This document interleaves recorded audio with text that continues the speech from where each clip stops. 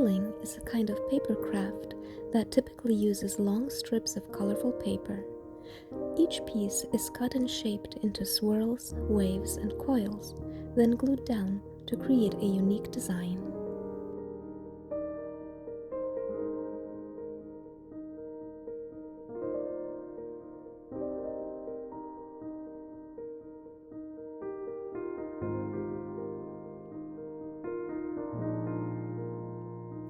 There are several commonly used tools for shaping paper, and this one is used to make coils.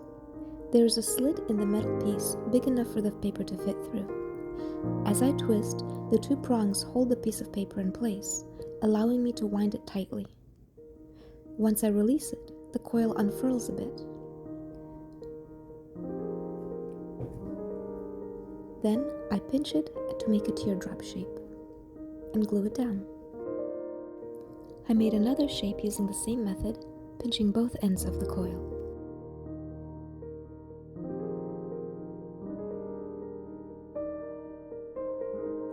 I let each element inspire the next, letting the whole composition be a kind of free-flowing, spontaneous design.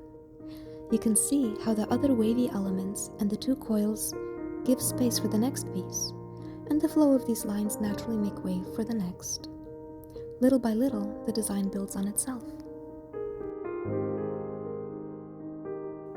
This tool is used to make coils with a perfectly round center, while the tool I used earlier leaves a crease where it grips the paper. It can get a little tricky because nothing is holding the paper in place while I use this tool, so I have to use my finger to apply pressure while twisting.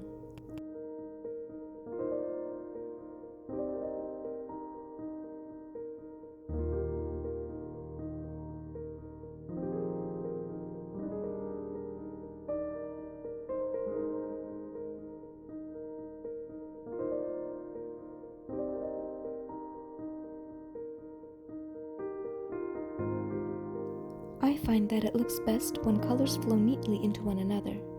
For example, I placed this pink element next to a light purple wave, so I can place one of the same color right next to it. I also add splashes of contrasting color in busier areas to draw the viewer's eye around the design.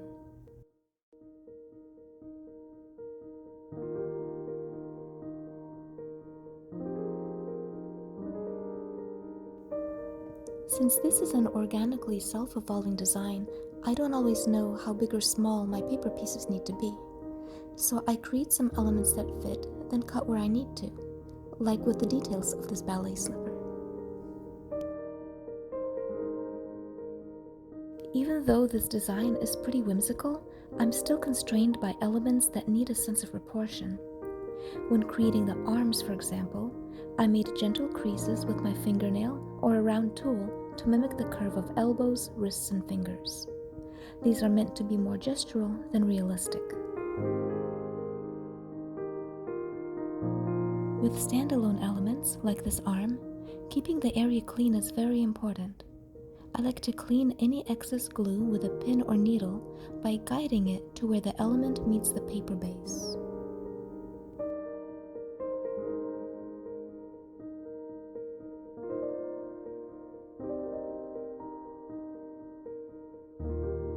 There are several focal points on this ballerina, and one is her hair. I first created the guideline elements for her head shape and bun so I could get the proportions right before gluing anything down. I use light and dark brown paper to mimic natural highlights. And since I've done my own hair up like this many times, it really helped me get it right.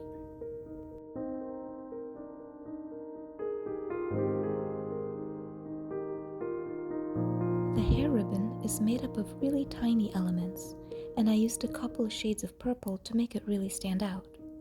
Sometimes the smallest detail can stand out the most.